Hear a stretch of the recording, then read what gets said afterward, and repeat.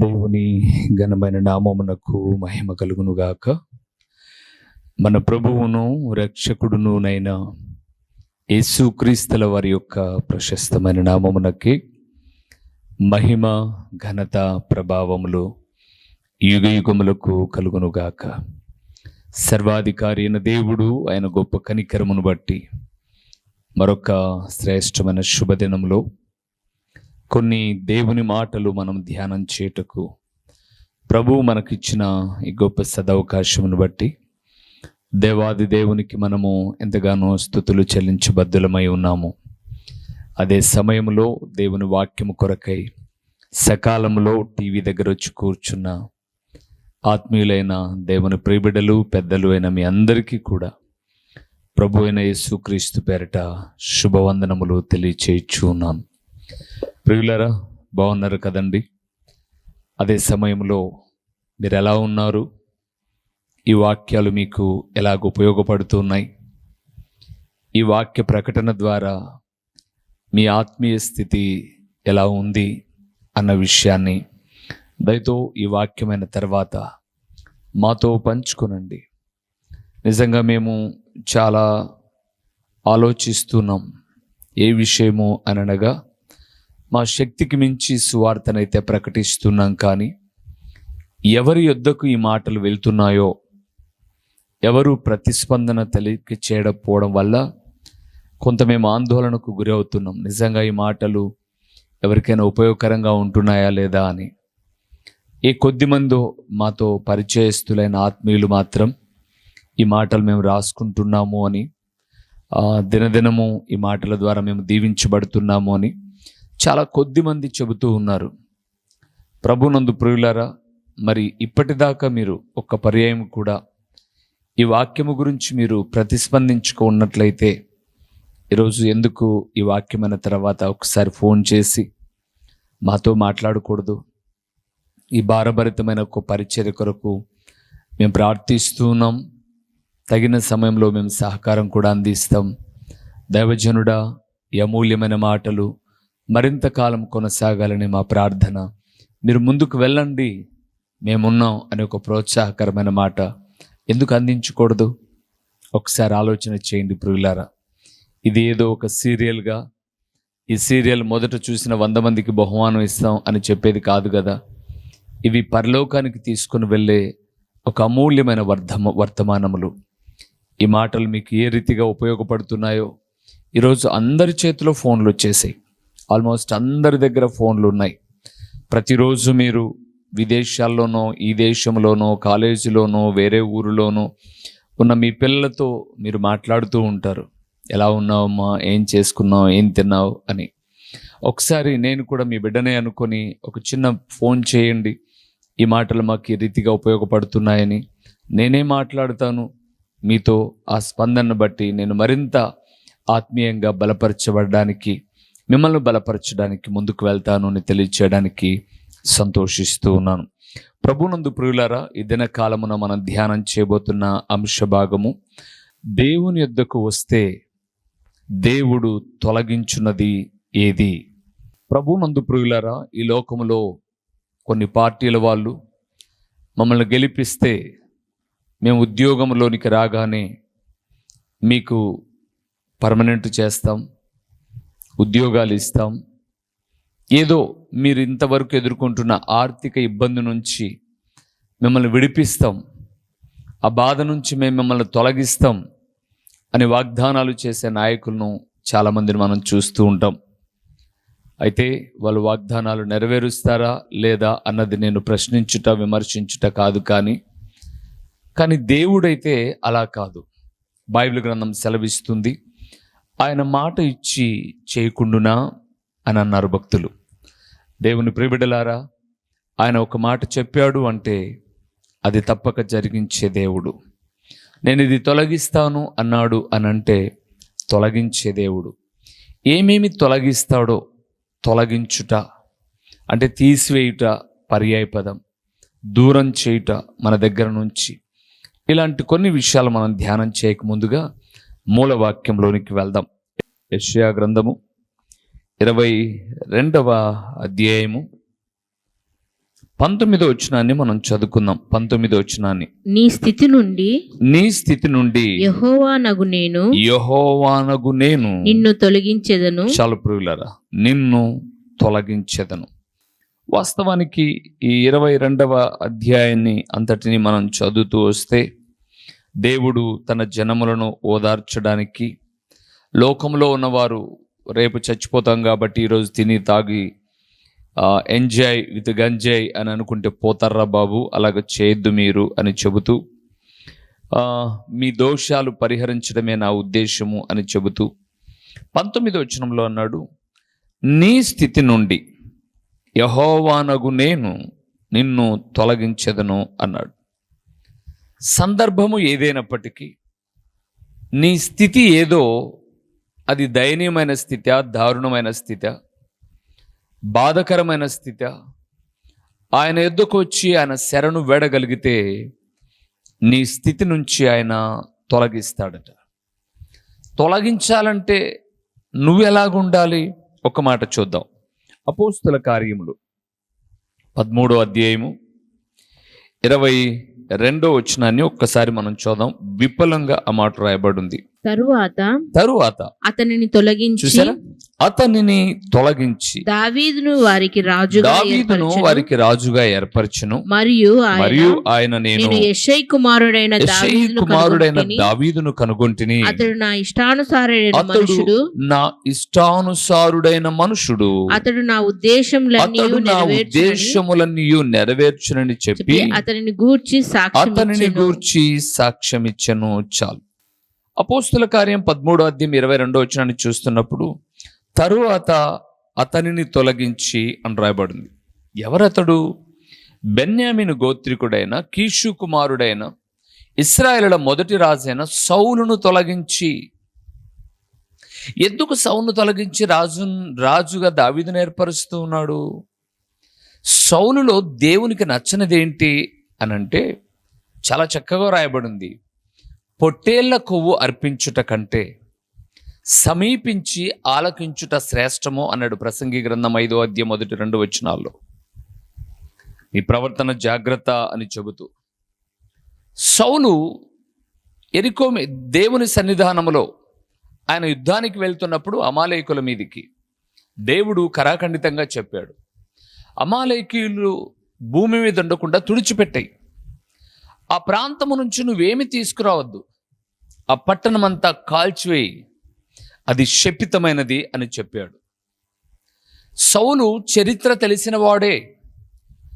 ఒక దినాన యెహోషువ కాలంలో ఏదైతే యెరికో పట్టణంలో నుంచి ఒక చిన్న బంగారు కమ్మీని తెచ్చుకున్నాడో దాన్ని బట్టి ఆ ఇశ్రాయేలు అందరూ ఓటమి పాలయ్యారనే విషయం తెలుసు. ఆ పట్టణంలోంచి ఏం తెచ్చుకోవద్దు, అది కాల్చివేయాలి అన్నది దేవుని ఆజ్ఞ. ఇదే మాట ఇక్కడ సౌలుతో చెప్తున్నాడు. అమాలేక్యులను నువ్వు కాల్చివేయాలి, భూమి మీద ఉండకోకుండా తుడిచిపెట్టాలి. వారి పశుపక్షాదులను ఆస్తిపాస్తులు ఏమి నువ్వు తెచ్చుకోకూడదు, ఆ పట్టణంలోనే కాల్చివేయి అని చెప్పాడు. సౌలు యుద్ధానికి వెళ్ళేటప్పుడు అదే భావనతోనే వెళ్ళాడు. అక్కడికి వెళ్ళిన తర్వాత జనులు చెప్తున్నారు రాజుకు, రాజా ఈ ఎడ్లు చూడు ఎంతగా బలిసున్నాయో, ఈ పొట్టేళ్ళు చూడు ఎంతగా బలిసున్నాయో, ఇవి మనం దేవునికి బలి ఇద్దాం, దీని ఎందుకు కాల్చివేయాలి అంటే బలి ఇస్తే రక్తాన్ని భూమికి ఒలికించి మిగతా భాగాలను కొంత యాజకులకు అర్పించి మిగతాది తినేది మనమే కదా అన్న ఆశతో వాళ్ళు ఇవి బాగా బలిసి ఉన్నాయి వీటిని ప్రక్కన పెడదామనంటే, వద్దురా బాబు, దేవుడు ఏది చెప్తే అది చేయాలి. మనం బలిసినదైనా బాగున్నదైనా దేవుడు వద్దంటే దాన్ని పడేయాల్సిందే తప్ప దాన్ని మన దగ్గర పెట్టుకోకూడదు అని చెప్పవలసిన సౌలు దేవుని మాట కన్నా తన ఎదుటున్నటువంటి సైనికులు సామాన్యమైన వ్యక్తుల మాట విని వాటిని తెచ్చి తన నగరులో పెట్టుకున్నందుకు కాను దేవుడు సమూయేలుతో అంటున్నాడు, చూడు నేను ఎంతగానో ఇష్టపడి రాజుగా అతన్ని నియమించి అతని సంతానాన్ని సదాకాలము నిలపాలి అని నేను ఆశపడితే అతను నా మాట కన్నా సామాన్యమైన ప్రజల మాటకే విలువిచ్చి నన్ను తృణీకరించి నేను దేన్నైతే కాల్చివేయమన్నానో దాన్ని తెచ్చి ఊర్లో పెట్టుకున్నాడు. నువ్వు వెళ్ళి అతనితో హెచ్చరించిపోనంటే సమూయేలు వచ్చాడు. సమూయేలు వచ్చినప్పుడు సౌలు అతన్ని ఎదుర్కోవడానికి వచ్చి, నేను నువ్వు చెప్పినట్లే చేశాను. మరి అలాగ చెబితే ఆ రంకెలు వేస్తున్నటువంటి ఆ ఎడ్ల స్వరాలేంటి? అవి దేవునికి బలి ఇద్దామని తెచ్చాను అన్నాడు. అప్పుడు అన్నాడు సమూయేలు, ఒకడు పొట్టేళ్ల మాంసము అర్పించుట, ఎద్దుల మాంసము అర్పించుట ఆయన మాట వినడం కన్నా గొప్పనా? ఆయన మాట వినడమే శ్రేష్టం. నువ్వు తప్పు చేసావు సౌలు. నీ సంతానాన్ని, నిన్ను సదాకాలము రాజుగా చేయాలని దేవుని ఉద్దేశం. ఆ ఉద్దేశాన్ని నువ్వు చేతులారా పోగొట్టుకున్నావు. దేవుడు నిన్ను కొట్టివేస్తున్నాడు అని చెప్పాడు. ఆ మాటనే పౌలు గారు మరలా ఇక్కడ తెలియచేస్తూ ఉన్నాడు 13:22. తరువాత అతనిని తొలగించి దావీదును వారికి రాజుగా ఏర్పరచెను. ప్రభువునందు ప్రియులారా, దేవుడి వాక్యమినే నిన్ను, నీ కుటుంబాన్ని, నీ పిల్లలను తరతరాలు దీవించాలని ఆశపడుతూ ఉన్నాడు. దేవుని మాటకు భిన్నమైన యోచన చేశావా, నిన్ను తొలగించేస్తాడు ఆయన. జాగ్రత్త. రాజైన సౌలును తొలగించిన దేవుడు ఈ వాక్యం వింటున్న నిన్ను, నన్ను తొలగించుట పెద్ద పని కాదు ఆయనకు. అందుకే ఆయన ఏమైతే చెబుతాడో అది చేయుట క్షేమకరం. ప్రియులారా, ఇంతకు దేవుని యొద్దకు వస్తే దేవుడు తొలగించినది ఏంటేంటి కొన్ని విషయాలు చూద్దాం. మొదటి విషయానికి వద్దాం. ప్రియులారా, నిర్గమకాండము 23:25 మనం చూస్తూ ఉన్నాం. నీ దేవుడైన యెహోవానే సేవింపవలెను. అప్పుడు ఆయన నీ ఆహారమును నీ పానమును దీవించును. నేను నీ మధ్య నుండి రోగము తొలగించెదను. చాలు ప్రియులారా, దేవుని యొద్దకు వస్తే దేవుడు తొలగించే మొట్టమొదటిది ఏంటి అనగా, దేవుని యొద్దకు రావడం వల్ల నీ రోగమును తొలగించు దేవుడు. ఈరోజు చాలా మంది ఈ వాక్యం వింటూ, అయ్యా మేము కొన్ని ఏళ్ల నుంచి దేవుని ఆరాధిస్తూ ఉన్నాం, ఇంకా కొన్ని రోగాలు మాకు అలాగే ఉన్నాయి, షుగరో, బీపీనో, థైరాయిడో, లేదా హార్ట్కి సంబంధించిన జబ్బులో, శరీరానికి సంబంధించిన ఏవో జబ్బులు మమ్మల్ని ఉన్నాయి, మరి మేము దేవుని యొద్దకే వచ్చామయ్యా. సౌలు వలె మేము తిరుగుబాటుదారులం కాదు, కానీ దావీదు వలె దేవుని వాక్యాన్ని ప్రేమించే వ్యక్తులము, దేవుని అడుగుజాడలలో నడిచే వ్యక్తులము, 10గురికి సహకరించే మనస్సు కలిగిన వ్యక్తులము. మా రోగం ఇంకా పోలేదేంటయ్యా అని అడుగుతారా? చెప్తాను ప్రియులారా. మీరు తర్వాత ఇప్పుడు అన్నిటినీ వివరించడానికి సమయం కాదు కాబట్టి ఎలాగో ఒకలాగా తీరిక చేసుకొని యెషయా గ్రంథం 1వ అధ్యాయాన్ని మీరు తర్వాత చదవండి. యెషయా గ్రంథాన్ని 1వ అధ్యాయం అంతా మీరు చదవండి. ప్రతి వాడు కూడా నడినెత్తి, అరికాలు మొదలుకొని నడినెత్తి వరకు పాపమనే వ్యాధి చేత ఉన్నాడు ప్రియులారా. ఆ పాపమనే వ్యాధి నుంచి ఎప్పుడో దేవుడు నిన్ను తొలగించాడు. ఆయన పొందిన దెబ్బల చేత నీకు కలిగే స్వస్థత, పాపమనే వ్యాధి నుంచి నీకు స్వస్థత ప్రియులారా. ఒక వ్యక్తి షుగర్ లేకోకుండా పాపరోగంతో చస్తే ఎక్కడికి వెళ్తాడండి? నరకానికి వెళ్తాడు ప్రియులారా. ఒక వ్యక్తి షుగర్ ఉన్నా, బీపీ ఉన్నా, థైరాయిడ్ ఉన్నా, హార్ట్కు సంబంధించిన వ్యాధి ఉన్నా, శరీరంలో మరొక బలహీనత ఏది ఉన్నప్పటికీ, శారీరకమైన అనారోగ్యం ఉన్నప్పటికీ అతను ఆత్మకు పట్టిన పాపం అనే రోగము నుంచి విడుదల పొందాడు అనంటే అతను పరమును చేర్చబడతాడు ప్రియులారా. నీ కొరకు, నా కొరకు ఆయన నలగొట్టబడ్డాడు. ఈరోజు నీవు, నేను శారీరకమైనటువంటి బలహీనతలు ఏవి కలిగి ఉన్నా, అంటే రోగాలు ఏవి కలిగి ఉన్నా, ఎందుకంటే ఇప్పుడు అన్నీ కలుషితమైపోయాయండి. ఆహారము కలుషితమైపోయింది, పానీయము కలుషితమైపోయింది. కలుషితము లేనిదే లేదు ప్రియులారా, కదండి. కలుషితమే లేనిది లేదు. నాకు తెలిసి ఒక తల్లి పాలలో ఏమైనా కలుషితం ఉండదేమో, అంతే. ఇక భూమి మీద ఉన్న ప్రతి దానిలో కల్తీ, మెడిసిన్ కల్తీ, ఆయిల్ కల్తీ, ఆహారపు కల్తీ, ప్రతి దానిలో కల్తీ. ఈ కల్తీ ఆహారం వల్ల వచ్చి పడ్డాయి రోగాలు. సో శారీరకమైన రోగం ప్రాముఖ్యమైంది కాదు, ఆత్మకున్న పాప రోగం. అందుకే యెషయా గ్రంథం 1వ అధ్యాయాన్ని మీరు చదవండి అని నేను ఎందుకన్నాను అనంటే, ఆ మొదటి అధ్యాయములో చివరి వచనానికి వచ్చేసరికి అని అంటాడు, మన పాపములు ఎర్రనివైనవలను, కెంపు వలె ఎర్రగా ఉన్నా ఆయన స్వరక్తము చేత వాటిని కడిగి వేస్తాడు ప్రియులారా. దేవుని యొద్దకు వస్తే దేవుడు పాప రోగమును తొలగించే దేవుడు. పాపరోగం ఎలాగో తొలగిపోతుంది? జీవిస్తున్న నీవు దేవుని వాక్యం వింటున్నప్పుడు నీవు పాపివని గ్రహించాలి. పాపరోగం తొలగిపోయేదని చెప్తున్నాను.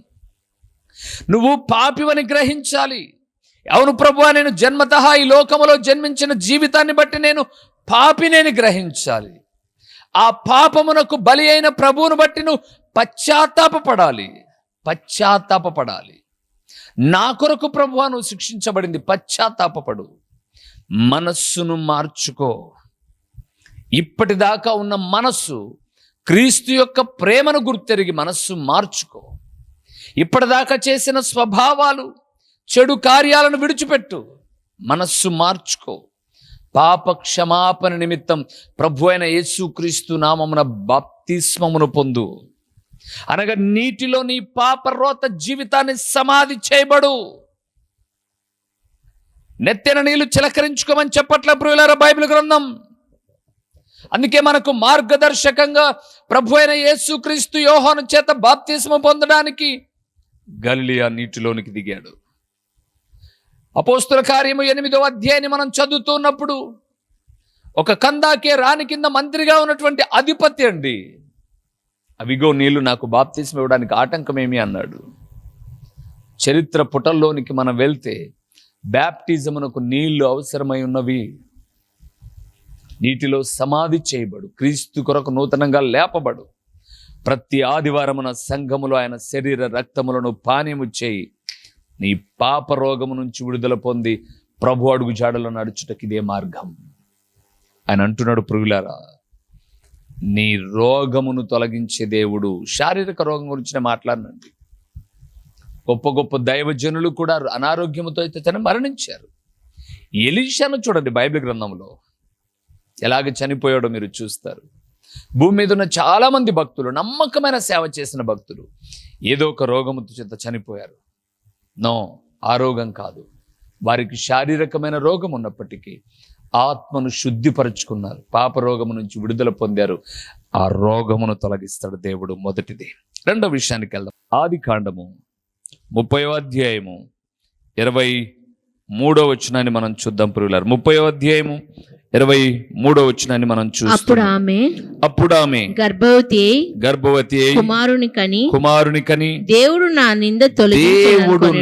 నింద తొలగించననుకొనెను. చాలు ప్రియులారా. ఎవరీమే? రాహేలు.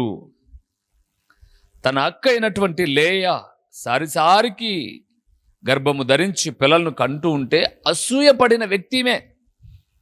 31వ అధ్యాయానికి 30వ అధ్యాయానికి వస్తున్నప్పుడు నాకు పిల్లలి లేకపోతే నేను చచ్చిపోతా యాకోబు అని ఏడ్చిన వ్యక్తి ఈమె. అవునండి, అలాంటి ఆమె దేవుని పాదాలు పట్టుకొనగా, అలాగే యాకోబు కూడా తన భార్య కొరకు ప్రార్థన చేయగా, ఈ మాట మరలా జ్ఞాపకం చేస్తున్నాను. చాలామంది వాక్యం చూస్తూ అయ్యా మాకు పిల్లలు లేక 10 ఏళ్ళైంది, 5 ఏళ్ళైంది, 2 ఏళ్ళైంది, 3 ఏళ్ళైంది అని చెప్పే ఆడబిడ్డలు చాలా మంది నాకు తెలుసు ప్రియులారా. ఈ గొడ్రాలనే నింద చేత నలిగిపోతున్న ఆడబిడ్డలు ఉన్నారు. ఒక దేవుని సేవకుడిగా జ్ఞాపకం చేస్తున్నాను. నీ గొడ్రాలు అనే నింద పోవాలి అని అంటే ఇదిగో లేఖనం సెలవిస్తుంది, నీ కొరకు ప్రార్థించవలసిన భర్త, రెండవది నువ్వు. ఈరోజు గొడ్రాలని నింద పోగొట్టుకోవడానికి ఆడబిడ్డలు ప్రార్థిస్తున్నారు, కానీ భర్తలు ప్రార్థించలే ప్రియులారా. భర్తలు వీరైతే మరొకరు వెతుకుంటారు, నీకు పిల్లలు పుట్టడంలో నేను ఇంకొకరిని చేసుకుంటా అంటారు. కారణం నువ్వే అయితే. ఇదిగో దేవుని వాక్యం చెప్తుంది, యాకోబు తన భార్య కొరకు ప్రార్థన చేశాడు. యాకోబు తన భార్య కొరకు మొరపెట్టాడు దేవుణ్ణి. రాహేలు కూడా తన దేవుని మొరపెడుతూ ఉంది. బైబిల్ గ్రంథం సెలవిస్తుంది 2 చేతులు కదండి. అదే మీరు మత్తయి సువార్త 18వ అధ్యాయానికి వెళ్తే, ఎక్కడ నా నామమున 2-3 కూడి ప్రార్థించెదరో వారి మధ్య నేనుంటాను. పిల్లలు కావాలని నాలాంటి సేవకులు ప్రార్థిస్తున్నారు.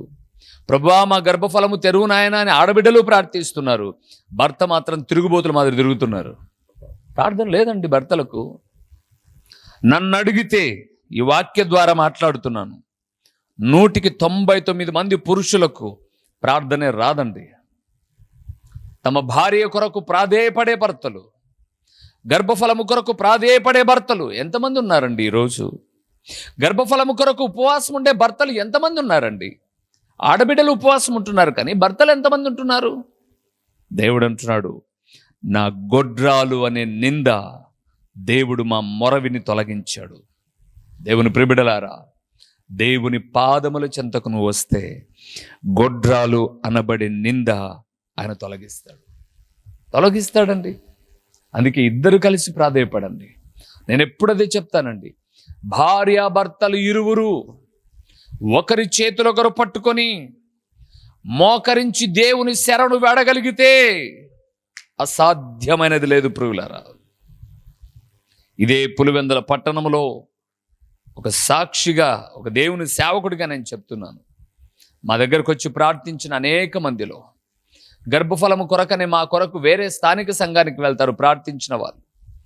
అన్నా ప్రార్థన చేయండి అంటే వాళ్ళిద్దరిని నా ఎదురుగా నిలబెట్టి చేతులు పట్టించి ప్రార్థన చేశాను. చాలామందికి మూయబడిన గర్భములు తెరవబడ్డాయి, గొడ్రాలనే నిందలు తొలగిపోయాయి. ఒక ఆమెకు 15 సంవత్సరాలండి బాబు. దేవుడు గొప్ప బహుమానంగా ఇదిగో జ్ఞాపకం చేస్తున్నాను, మొరపెడితే నింద తొలగిపోతుంది ప్రియులారా. అదే మొదటి సమూయేలు గ్రంథం 17:26 చూస్తే అక్కడ ఇశ్రాయేలు మీదికి గొల్యాతు అనబడేవాడు కేకలు రంకెలు వేస్తున్నాడు.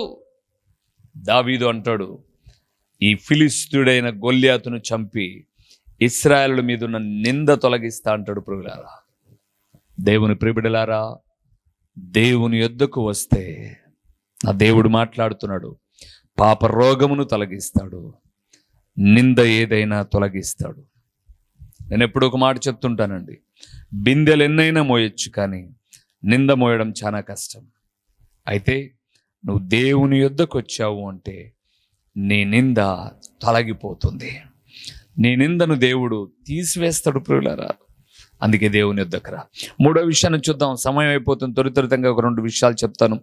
సామెతల గ్రంథం 20వ అధ్యాయము 30వ వచనాన్ని చూద్దాం ప్రియులారా. సామెతల గ్రంథము 20వ అధ్యాయము 30వ వచనం. గాయములు చేయు దెబ్బలు అంతరంగంలో చొచ్చి చెడుతనమును తొలగించును. చాలు ప్రియులారా. మూడవదండి, నీలో ఉన్నటువంటి చెడుతనము తొలగుతుంది. ఎలాగా? గాయములు చేయు దెబ్బలు. ఏ గాయాలు? దేవుని వాక్యము సూటిగా హెచ్చరిస్తుంటే నా హృదయానికి గాయమైందంటారు. అవును, నిజమే. ఆ గాయము నీలో ఉన్న చెడును తొలగిస్తుంది ప్రియులారా. హాస్పిటల్కి వెళ్తే అనారోగ్యమని, కడుపులో పుండు పుట్టింది అంటే ఏం చేస్తారు? గాయం చేసి ఆ చెడును తీసేస్తారు. అలాగే దేవుని మందిరానికి వస్తే సూటిగా దేవుడు మాట్లాడి నీలో ఉన్న పాపాన్ని తొలగిస్తాడు, చెడును తొలగిస్తాడు ప్రియులారా. ఇంకా నువ్వు చెడులోనే ఉన్నట్లయితే నీ హృదయం వాత వేయబడిందేమో, రాతి గుండె కలిగి ఉన్నావేమో, లేదా ఇంకా నన్ను అడిగితే మత్తయి సువార్త 13వ అధ్యాయంలో చెప్పబడిన రీతిగా హృదయము క్రొవ్విందేమో అంటే కొవ్వు పట్టిందేమో. దేవుని వాక్యం నీతో హెచ్చరిస్తుంది. బైబిల్ గ్రంథం సెలవిస్తుంది, మేలు కోరి స్నేహితుడు ఏం చేయును? గాయము చేయును. యేసు ప్రభుల వారు మన స్నేహితుడండి.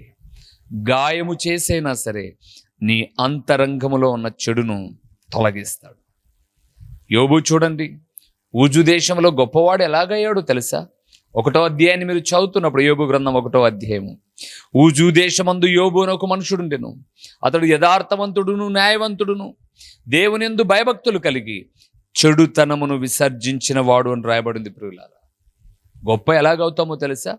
చెడు లేకపోతే గొప్ప అవుతామండి, చెడులోనే ఉంటే గొప్ప కాము ప్రియులారా. అందుకే దేవుడు అంటున్నాడు, చెడును తొలగిస్తాడు ఆయన. చివరికి ఒక్క మాట చెప్తాను, సమయం అయిపోయింది కాబట్టి. అపోస్తలుల కార్యములు 2వ అధ్యాయము, ఇక్కడ ఒకటి తొలగిస్తాడు ఆయన. 24వ వచనాన్ని చూద్దాం. మరణము ఆయనను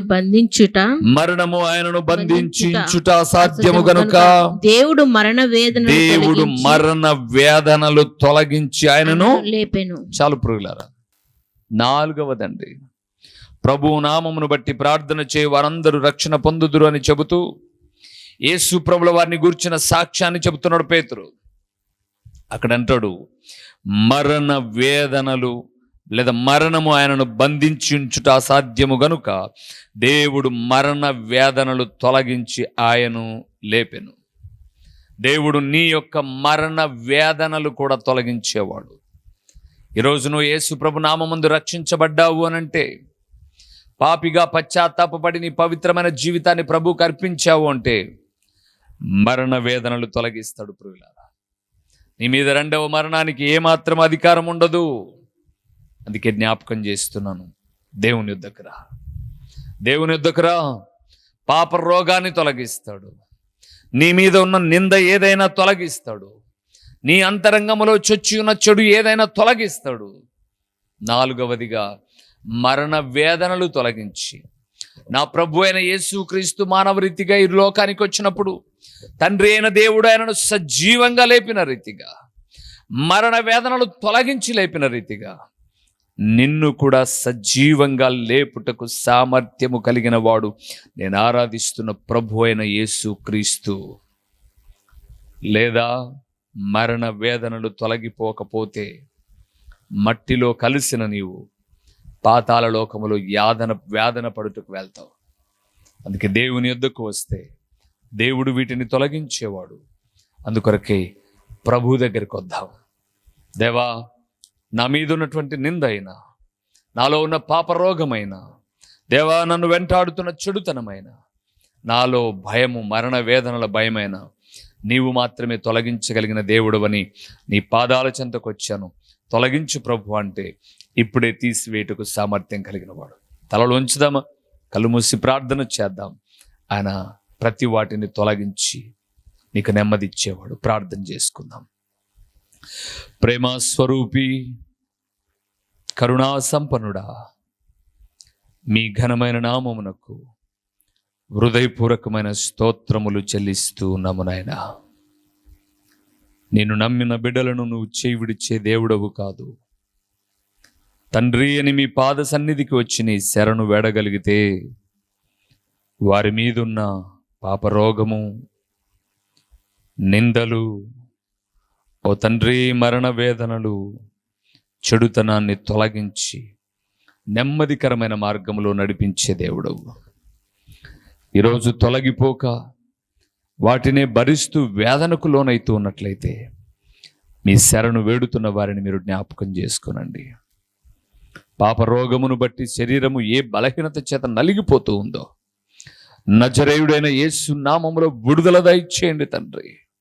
క్షేమాన్ని దయచేయండి. బలహీనులను బలపరచండి. ఈ వాక్యము ద్వారా కృంగిన వారిని లేవనెత్తండి. బలహీనులను బలపరచండి. అస్థిరమైన హృదయము కలిగిన వారిని మీ వాక్యము ద్వారా స్థిరపరచి మీరు అక్కడ కొరకు సిద్ధపరచండి. ప్రకటించబడిన పరలోకపు సంగతులు వ్యర్థముగా పోకుండా సారవంతమైన నేలను పడిన విత్తనం వలె 30 అంతలుగా 60 అంతలుగా 100 అంతలుగా ఫలింపచేసి మీ ఘననామమునకు మహిమ ఘనత ప్రభావములు మీరు కలుగు చేసుకొనుమని ఎంతైనా నమ్మదగిన దేవుడవైన మీకు స్తుతులు చెల్లించుకుంటూ యేసు నామములో అడిగి పొందియున్నాము తండ్రి. ఆమేన్. మా చిరునామా దైవజనులు బ్రదర్ ఓ రూబేన్ గారు, క్రీస్తు ప్రార్థనా మందిరం, డోర్ నెంబర్ 1-10-386, నగరిగుట్ట, పులివెందుల, కడప జిల్లా. మీ ప్రార్థనా అవసరాల కొరకై సెల్ నంబర్ 9989067409.